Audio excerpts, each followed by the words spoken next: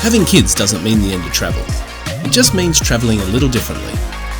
From the pop culture overload of Tokyo to Disney, ski holidays, beaches and culture, our travel experts will talk through everything you need to know about a family holiday in Asia.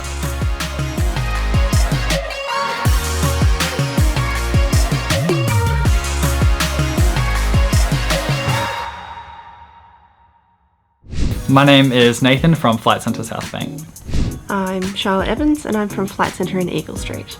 I'm Daniel Walker, General Manager of Snow and Ski Holidays in Australia.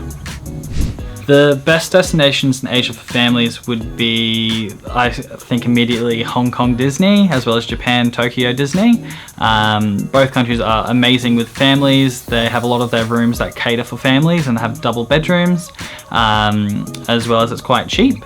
And Japan especially, they just quite accommodate well for everything that they do with kids. There's not very often things where it excludes kids. The best ski destinations in Asia, we offer packages to China, to South Korea, and we send a lot of people to Japan. I would say the reason I'd go to Japan is for the powder snow. I've never experienced powder snow like what I've had in Japan. But the mountains are very large. Once again, in Hakuba Valley, you've got 10 mountains to choose from.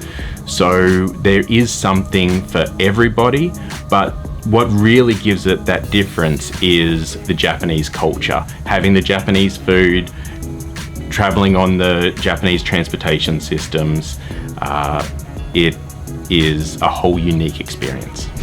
There are some great destinations when planning a family holiday in Asia. Some of the best ones are probably Singapore, Hong Kong because of Disneyland, of course, Japan because there are heaps of different places you can go, and everything is very family friendly. They're very used to catering to tourists and they're used to catering to families, so it's easy to get around. It's quite a stress-free trip. If I was going with my family, it would depend on my budget. If I wanted to have a really nice holiday, I would probably get a 2 or 3 bedroom condo. And if I was to look for that, I'm going to mostly find them in either Hakuba or in Niseko.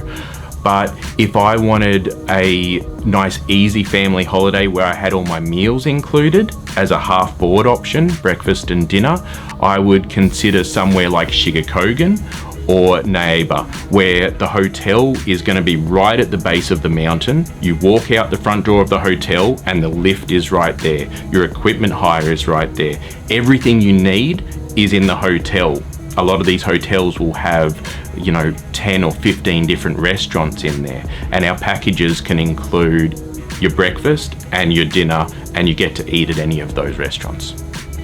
My tip for Singapore would be staying near Sentosa Island. It's quite central to everything. They've got some amazing markets near there as well. And not to mention Universal Studios as well. It's always great to visit. Some of the best tips I can offer for a family trip to Asia would be try and get things that are all-inclusive if you can. It means that you don't have to worry about things when you're there. Try and book things in advance so you don't have to worry about lines or queuing or wasting time essentially when you're in destination, and make sure that you do your research essentially. So know where you're going, know what you're doing, know the best ways of getting around. There's a lot of different things that you can do if you want to do more than just a ski holiday. A lot of our clients will travel for maybe 7 nights staying at the snow, but only ski 5 days, and they'll have 1 day midweek to go and do a day of activities.